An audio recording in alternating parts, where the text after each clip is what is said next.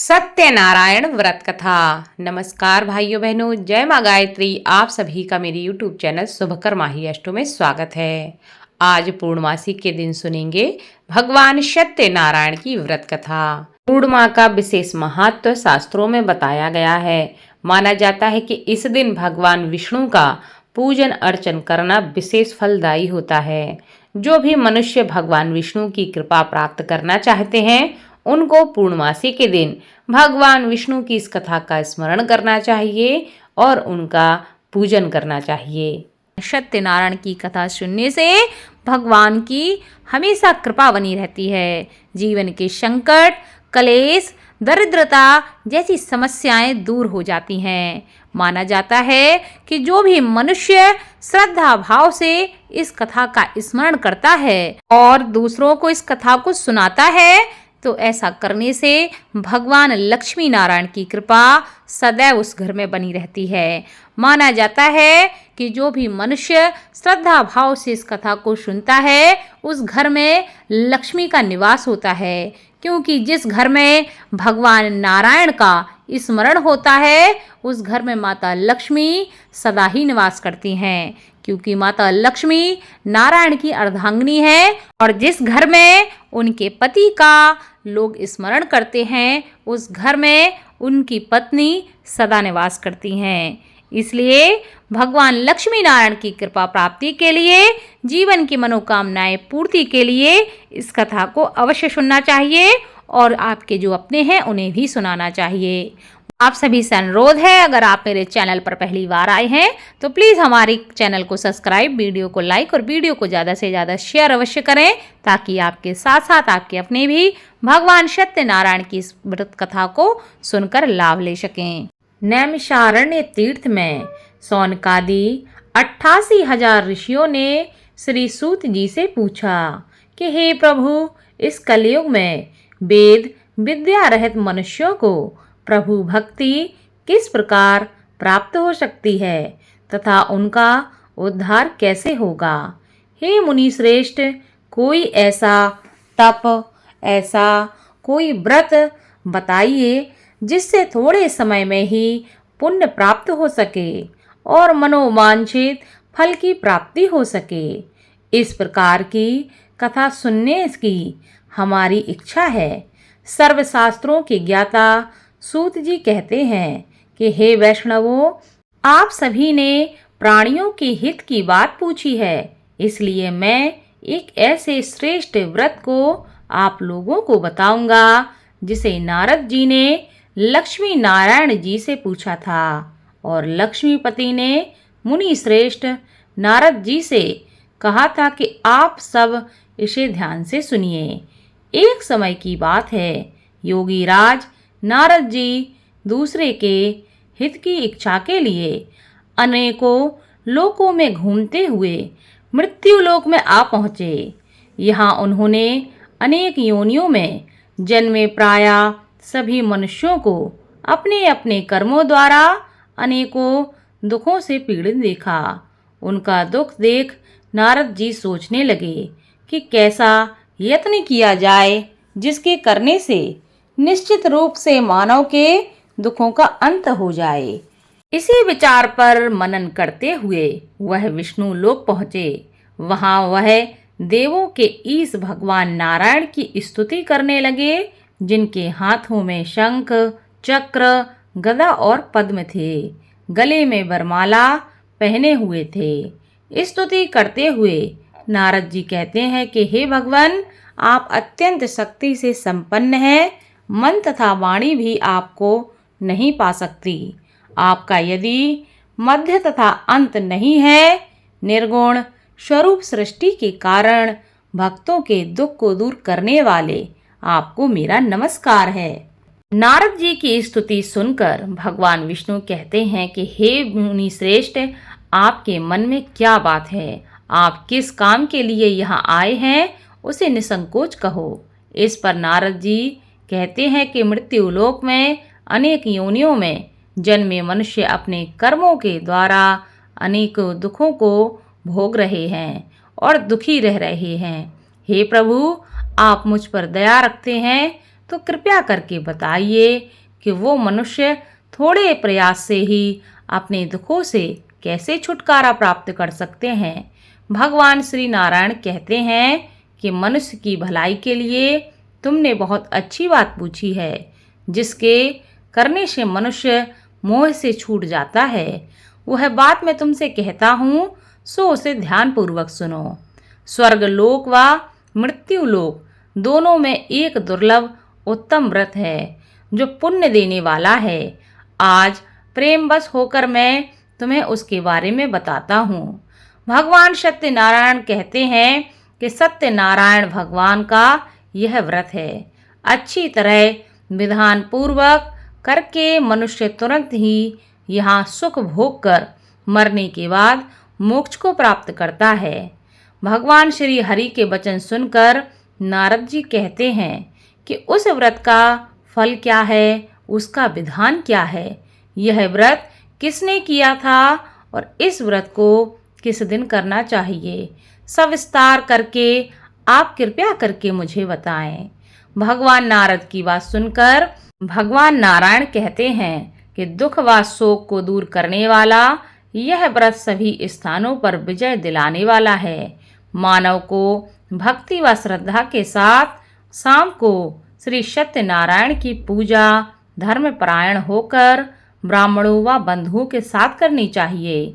भक्ति भाव से ही नैवेद्य, केले का फल, घी, दूध और गेहूं का आटा सवाया लें। गेहूं के स्थान पर साठी का आटा, शक्कर तथा गुड़ लेकर वह सभी भक्षण योग्य पदार्थों को मिलाकर भगवान को भोग लगाएं। ब्राह्मणों सहित बंधु बांधवों को भी भोजन कराएं। उसके बाद स्वयं भोजन करें। भजन कीर्तन के साथ भगवान की भक्ति में लीन हो जाएं। इस तरह से सत्यनारायण भगवान का यह व्रत करने पर मनुष्य की सारी मनोकामनाएं निश्चित रूप से पूरी होती हैं। इसी कलिकाल अर्थात कलयुग में मृत्यु लोक में मोक्ष का यही सबसे सरल और उत्तम उपाय बताया गया है। इति श्री सत्यनारायण व्रत कथा प्रथम अध्याय संपूर्णम। दूसरे अध्याय में सूत जी कहते हैं कि हे ऋषियों, जिसने पहले समय में इस व्रत को किया था उसका इतिहास मैं तुमसे कहता हूँ, सो उसे तुम ध्यान से सुनो। सुंदर काशीपुरी नगरी में एक अत्यंत निर्धन ब्राह्मण रहता था। भूख प्यास से परेशान वह धरती पर घूमता रहता था। ब्राह्मणों से प्रेम करने वाले भगवान ने एक दिन ब्राह्मण का वेश धारण करके उसके पास जाकर पूछा, हे विप्र, नित्य दुखी होकर तुम पृथ्वी पर क्यों घूमते रहते हो? दीन ब्राह्मण कहता है, मैं निर्धन ब्राह्मण हूँ, भिक्षा के लिए धरती पर घूमता रहता हूँ। हे भगवान, यदि आप इसका कोई उपाय जानते हो तो कृपया करके मुझे बताइए। वृद्ध ब्राह्मण कहता है कि सत्यनारायण भगवान मनोवांछित फल देने वाले हैं, इसलिए तुम उनका पूजन करो। ऐसा करने से मनुष्य के सभी दुख दूर हो जाते हैं और मनुष्य को दुखों से मुक्ति मिलती है। वृद्ध ब्राह्मण बनकर आए सत्यनारायण भगवान उस निर्धन ब्राह्मण को व्रत का सारा विधान बताकर अंतर ध्यान हो जाते हैं। ब्राह्मण मन ही मन सोचने लगा कि जिस व्रत को वृद्ध ब्राह्मण करने को कह गया है मैं उसे जरूर करूँगा। यह निश्चय करने के बाद उसे रात में नींद नहीं आई। वह सवेरे उठकर सत्यनारायण भगवान के व्रत का निश्चय करके भिक्षा के लिए चल दिया। उस दिन निर्धन ब्राह्मण को भिक्षा में बहुत सारा धन मिला, जिससे उसने बंधु बांधवों के साथ मिलकर भगवान श्री सत्यनारायण का व्रत संपन्न किया। भगवान सत्यनारायण का व्रत संपन्न करने के बाद वह निर्धन ब्राह्मण सभी दुखों से छूट गया और अनेक प्रकार की संपत्तियों से युक्त हो गया। उसी समय से यह ब्राह्मण हर माह इस व्रत को करने लगा। इस तरह से सत्यनारायण भगवान के व्रत को जो मनुष्य करेगा वह सभी प्रकार के पापों से छूटकर मोक्ष को प्राप्त होगा। जो मनुष्य इस व्रत को करेगा वह भी सभी दुखों से मुक्त हो जाएगा। सूत जी कहते हैं कि इस तरह से नारद जी से नारायण जी ने कहा था कि सत्यनारायण व्रत को मैंने तुमसे कहा है। हे विप्रो, अब मैं क्या कहूँ। ऋषि कहते हैं कि हे मुनिवर, संसार में उस विप्र से सुनकर और किस किस ने इस व्रत को किया है, हम सब इस बात को सुनना चाहते हैं। इसके लिए हमारे मन में श्रद्धा का भाव है। सूत जी कहते हैं कि हे मुनियों, जिसने इस व्रत को किया है वह सब सुनो। एक समय वही विप्र धन व ऐश्वर्य के अनुसार अपने बंधु बांधवों के साथ इस व्रत को करने को तैयार हुआ। उसी समय एक लकड़ी बेचने वाला बूढ़ा आदमी आया और लकड़ियां बाहर रखकर अंदर ब्राह्मण के घर जा पहुंचा। प्यास से दुखी वह लकड़हारा उनको व्रत करते देखकर विप्र को नमस्कार करके पूछने लगा कि आप यह क्या कर रहे हैं तथा इसे करने से क्या फल प्राप्त होता है, कृपया मुझे बताइए। ब्राह्मण ने कहा कि सब मनोकामनाओं को पूरा करने वाला यह सत्यनारायण भगवान का व्रत है। इनकी कृपा से ही मेरे घर में धन धान्य आदि की वृद्धि हुई है। हे विप्र, सत्यनारायण व्रत के बारे में जानकर लकड़हारा बहुत प्रसन्न हुआ। चरणामृत लेकर वह प्रसाद खाने के बाद अपने घर गया। लकड़हारे ने अपने मन में संकल्प किया कि आज लकड़ी बेचने से जो धन मिलेगा उसी से सत्यनारायण भगवान का उत्तम व्रत करूंगा। मन में इस विचार को ले बूढ़ा आदमी सिर पर लकड़ियां रखकर उस नगर में बेचने चला गया जहां धनी लोग ज्यादा रहते थे। उस नगर में उसे अपनी लकड़ियों का दाम पहले से 4 गुना अधिक प्राप्त होता है। बूढ़ा प्रसन्नता के साथ दाम लेकर केले, शक्कर, घी, दूध, दही और गेहूं का आटा ले आता है और भगवान सत्यनारायण के व्रत की अन्य सामग्रियां लेकर अपने घर गया। वहां उसने अपने बंधु बांधवों को बुलाकर विधि विधान से सत्यनारायण भगवान का पूजन और व्रत किया। इस व्रत के प्रभाव से वह बूढ़ा लकड़हारा धन, पुत्र आदि से युक्त होकर संसार के समस्त सुख भोग कर अंतकाल में वैकुंठ धाम को चला गया। इति श्री सत्यनारायण व्रत कथा द्वितीय अध्याय संपूर्णम।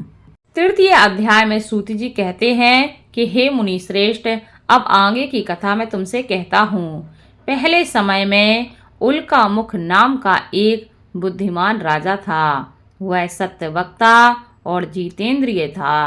प्रतिदिन देव स्थानों पर जाता था और निर्धनों को धन देकर उनके कष्ट दूर करता था।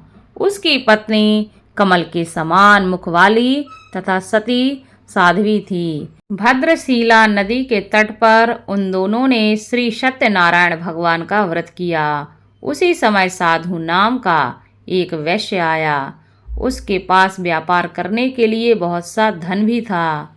राजा को व्रत करते देखकर वह विनय के साथ पूछने लगा कि हे राजन, भक्ति भाव से पूर्ण होकर आप यह क्या कर रहे हैं? मैं सुनने की इच्छा रखता हूँ, कृपया करके इसके बारे में मुझे बताएं। राजा कहता है कि हे साधु, अपने बंधु बांधवों के साथ पुत्रादि की प्राप्ति के लिए एक महाशक्तिमान श्री सत्यनारायण भगवान का व्रत व पूजन कर रहा हूँ। राजा के वचन सुनकर साधु आदर से कहता है कि हे राजन, मुझे इस व्रत का सारा विधान बताइए। आपके कथनानुसार मैं भी इस व्रत को करूँगा। मेरी भी संतान नहीं है और इस व्रत को करने से निश्चित रूप से मुझे भी संतान की प्राप्ति होगी। राजा से व्रत का सारा विधान सुनकर व्यापार से निवृत्त हो वह अपने घर जा पहुंचा। साधु वैश्य ने अपनी पत्नी को संतान देने वाले इस व्रत का वर्णन कह सुनाया और कहा कि जब मेरी संतान होगी तब मैं इस व्रत को करूँगा। साधु ने इस तरह के वचन अपनी पत्नी लीलावती से कहे। एक दिन लीलावती पति के साथ आनंदित हो सांसारिक धर्म में प्रवृत्त होकर सत्यनारायण भगवान की कृपा से गर्भवती हो गई। 10वें महीने में उसके गर्भ से एक सुंदर कन्या का जन्म हुआ। दिनों दिन वह ऐसे बढ़ने लगी जैसे कि शुक्ल पक्ष का चंद्रमा बढ़ता है। माता पिता ने अपनी कन्या का नाम कलावती रखा।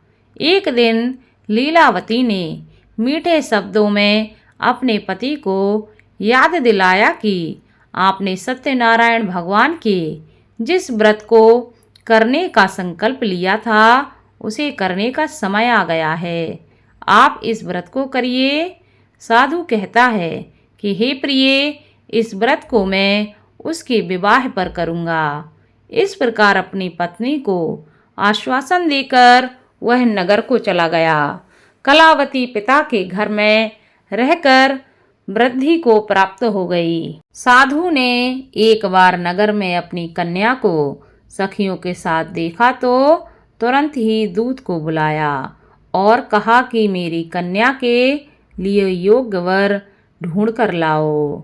साधु की बात सुनकर दूत कंचन नगर में जा पहुंचा और वहां देखभाल करके लड़की के सुयोग्य बाणिक पुत्र को ले आया। सुयोग्य लड़के को देखकर साधु ने बंधु बांधवों को बुलाकर अपनी पुत्री का विवाह कर दिया। लेकिन दुर्भाग्य की बात ये कि साधु ने अभी भी सत्यनारायण भगवान का व्रत नहीं किया। इस पर भगवान सत्यनारायण को क्रोध आ गया और उन्होंने श्राप दिया कि साधु को अत्यधिक दुख मिले। अपने कार्य में कुशल साधु बनिया जमाई को लेकर समुद्र के पास स्थित होकर रत्नाशारपुर नगर में गया। वहां जाकर दामाद ससुर दोनों मिलकर चंद्रकेतु राजा के नगर में व्यापार करने लगे। एक दिन भगवान सत्यनारायण की माया से एक चोर राजा का धन चुराकर भाग रहा था। उसने राजा के सिपाहियों को अपना पीछा करते देख चुराया हुआ धन वहां रख दिया जहां साधु अपने जमाई के साथ ठहरा हुआ था। राजा के सिपाहियों ने साधु वैश्य के पास जाकर राजा का धन पड़ा देखा तो वह ससुर जमाई दोनों को बांधकर प्रसन्नता से राजा के पास ले आए और कहा कि उन दोनों चोरों को हम पकड़ लाए हैं, आप आगे की कार्रवाई की आज्ञा दें। राजा की आज्ञा से उन दोनों को कठिन कारावास में डाल दिया गया और उनका सारा धन भी उनसे छीन लिया गया।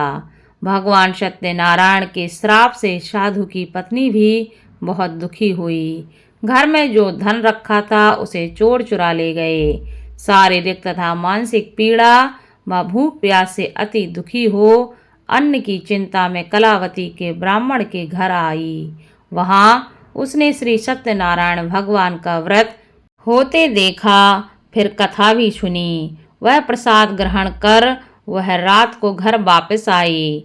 माता के कलावती से पूछा कि हे पुत्री, अब तक तुम कहाँ थी? तेरे मन में क्या है? कलावती ने अपनी माता से कहा कि हे माता, मैंने एक ब्राह्मण के घर में सत्यनारायण भगवान का व्रत देखा है। कन्या के वचन सुनकर लीलावती भगवान के पूजन की तैयारी करने लगी। लीलावती ने परिवार व बंधु बांधवों सहित सत्यनारायण भगवान का पूजन किया और उसने वर मांगा कि मेरे पति तथा जमाई शीघ्र ही घर वापस आ जाएं। साथ ही यह भी प्रार्थना की कि हम सबका अपराध प्रभु आप क्षमा करें। भगवान सत्यनारायण इस व्रत से संतुष्ट हो गए और राजा चंद्रकेतु को अपने सपने में दर्शन देकर कहा कि हे राजन, तुम उन दोनों वैश्यों को छोड़ दो और तुमने उनका जो धन लिया है उसे वापस कर दो। अगर ऐसा नहीं किया तो मैं तुम्हारा धन व राज्य संतान सभी नष्ट कर दूंगा। राजा को यह शब्द कहकर वह अंतर ध्यान हो गए। प्रातः काल सभा में राजा ने अपना सपना सुनाया। फिर बोले कि हे बड़े पुत्रों को कैद से मुक्त करके सभा में लाओ। दोनों ने आते ही राजा को प्रणाम किया। राजा मीठी वाणी में बोला, हे महानुभावों, भाग्यवश ऐसा कठिन दुख तुम्हें प्राप्त हुआ है, लेकिन अब तुम्हें कोई भय नहीं है। ऐसा कहकर राजा ने उन दोनों को नए वस्त्र और आभूषण पहनाए और जितना धन उनका लिया था उससे दुगना धन वापस देकर उन्हें जाने के लिए कहा। दोनों वैश्य अपने घर को चल दिए।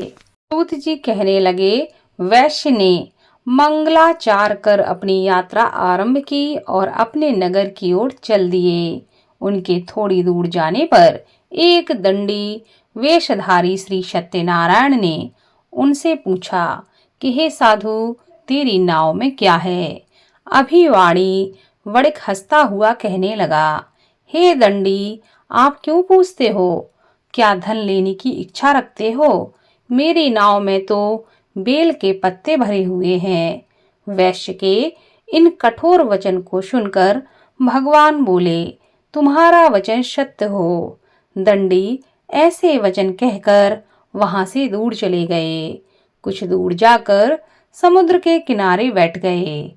दंडी के जाने के बाद साधु वैश्य ने नित्य क्रिया के पश्चात नाव को ऊंची उठे देखकर अचंभा माना और नाव में बेल के पत्ते आदि देखकर वह मूर्छित होकर जमीन पर गिर पड़ा। मूर्छा खुलने पर वह अत्यंत शोक में डूब गया। तब उसका दामाद कहने लगा कि आप शोक न मनाएं, यह सब दंडी का श्राप है, इसलिए हमें उनकी शरण में जाना चाहिए, तभी हमारी मनोकामना पूरी होगी। दामाद की यह बात सुनकर वह दंडी के पास पहुंचा और अत्यंत भक्ति भाव से नमस्कार करके कहने लगा, मैंने आपसे जो भी असत्य वचन कहे थे उनके लिए मैं क्षमा चाहता हूँ। ऐसा कहकर महान शोकातुर हो वह रोने लगा। तब दंडी भगवान कहने लगे, हे बड़े पुत्र, मेरी आज्ञा से बार बार तुम्हें दुख प्राप्त हुआ है। तुम मेरी पूजा से बार बार विमुख हुए हो। साधु बोला कि हे भगवान, आपकी माया से ब्रह्म आदि देवता भी आपको रूप को नहीं जानते हैं, तब मैं अज्ञानी कैसे जान सकता हूँ। आप प्रसन्न होइए और मेरी गलती को क्षमा करिए। अब मैं सामर्थ्य के अनुसार आपकी पूजा अवश्य करूंगा। मेरी रक्षा करो और पहले के समान नौका में धन भर दो। साधु वैश्य के भक्ति पूर्वक वचन सुनकर भगवान प्रसन्न हो गए और उसकी इच्छा के अनुसार वरदान देकर अंतर ध्यान हो गए। ससुर जमाई जब नाव पर आए तो वह नाव धन से भरी हुई थी। फिर वही अपने अन्य साथियों के साथ सत्यनारायण भगवान का पूजन करके अपने नगर को चल दिए। जब नगर के नजदीक पहुंचे तो दूत को घर पर खबर करने के लिए भेज दिया। दूत साधु की पत्नी को प्रणाम करके कहता है कि मालिक अपने दामाद सहित नगर के निकट आ गए हैं। दूत की बात सुनकर साधु की पत्नी लीलावती ने बड़े हर्ष के साथ सत्यनारायण भगवान का पूजन करके अपनी पुत्री कलावती से कहा कि मैं अपने पति के दर्शन को जाती हूँ, तुम कार्य पूर्ण करके शीघ्र आ जाना। माता के ऐसे वचन सुनकर कलावती जल्दी में प्रसाद छोड़कर अपने पति के पास चली गई। प्रसाद की अवज्ञा के कारण श्री सत्यनारायण भगवान नाराज हो गए और नाव सहित उसके पति को पानी में डुबो दिया। कलावती अपने पति को ना पाकर रोती हुई जमीन पर गिर गई। नौका को डूबा हुआ देखकर वह कन्या को रोता देख साधु दुखी होकर बोला कि हे प्रभु, मुझसे तथा मेरे परिवार से जो भूल हुई हो उसे क्षमा करें। साधु के दीन वचन सुनकर श्री सत्यनारायण भगवान प्रसन्न हो गए और आकाशवाणी हुई कि हे साधु, तेरी कन्या मेरे प्रसाद को छोड़कर आई है। इसलिए उसका पति अदृश्य हो गया है। यदि वह घर जाकर प्रसाद खाकर लौटती है तो इसे इसका पति अवश्य मिलेगा। ऐसी आकाशवाणी सुनकर कलावती घर पहुंचकर प्रसाद खाती है और फिर आकर अपने पति के दर्शन करती है। उसके बाद साधु अपने बंधु बांधवों सहित श्री सत्यनारायण भगवान का विधि विधान से पूजन करता है और इस लोक का सुख भोग कर अंत में स्वर्ग को जाता है। सत्यनारायण के 5वें अध्याय की कथा। श्री सूत जी कहने लगे कि हे ऋषियों, मैं और एक कथा और सुनाता हूँ, उसे भी ध्यान पूर्वक सुनो। प्रजा पालन में लीन तुंगध्वज नाम का एक राजा था। उसने भी भगवान का प्रसाद त्याग करके बहुत ही दुख प्राप्त किया था। एक बार वन में जाकर वन्य पशुओं को मारकर वह बड़ के पेड़ के नीचे आया। वहां उसने ग्वालों को भक्ति भाव से अपने बंधुओं सहित श्री सत्यनारायण भगवान का पूजन करते देखा। अभिमानवश राजा ने उन्हें देखकर भी पूजा स्थान में नहीं गया और ना ही उसने भगवान को प्रणाम किया। ग्वालों ने राजा को प्रसाद दिया, लेकिन उसने वह प्रसाद नहीं खाया और प्रसाद को वहीं छोड़कर वह नगर लौट आया। जब वह नगर पहुंचा तो वहां सब कुछ तहस नहस हो चुका था। वह शीघ्र ही समझ गया कि यह सब भगवान ने ही किया है।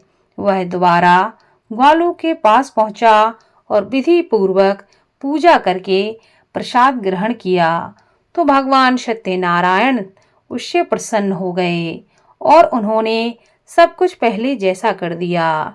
दीर्घ काल तक सुख भोगने के बाद मरणोपरांत उसे स्वर्ग लोक की प्राप्ति हुई। जो मनुष्य परम दुर्लभ इस व्रत को करता है उस पर भगवान सत्यनारायण की अनुकंपा हमेशा बनी रहती है। उसके जीवन में धन धान्य की कमी नहीं रहती। निर्धन भी धनी हो जाते हैं और भय मुक्त जीवन व्यतीत करते हैं। संतानहीन को संतान का सुख मिलता है और सभी मनोरथ पूर्ण होते हैं। भगवान की इस व्रत को करने वाले पर भगवान की हमेशा कृपा रहती है और मृत्यु के बाद मनुष्य मोक्ष को प्राप्त करता है और वैकुंठ धाम में स्थान प्राप्त करता है। सूत जी बोले, जिन्होंने पहले इस व्रत को किया है अब उनके दूसरे जन्म की कथा कहता हूँ। वृद्ध सतानंद ब्राह्मण ने सुदामा का जन्म लेकर मोक्ष की प्राप्ति की। लकड़हारी ने अगले जन्म में निषाद राज बनकर मोक्ष प्राप्त किया। उल्का मुख नाम का राजा दशरथ होकर वैकुंठ को गए। साधु नाम के वैश्य ने मोर ध्वज बनकर अपने पुत्र को आरे से चीरकर मोक्ष प्राप्त किया। महाराज तुंगध्वज ने स्वयंभू होकर भगवान में भक्ति युक्त हो कर्म कर मोक्ष प्राप्त किया। बोलो भगवान सत्यनारायण की जय। इसी के साथ सत्यनारायण कथा संपूर्ण होती है। इस कथा को सुनने वाले सभी लोग इस सत्यनारायण कथा को ज़्यादा से ज़्यादा शेयर करें ताकि आपके साथ साथ आपके अपने भी इस कथा को सुनकर लाभ प्राप्त कर सके और भगवान सत्यनारायण की कृपा आपके साथ आपके घर परिवार पर हमेशा बनी रहे।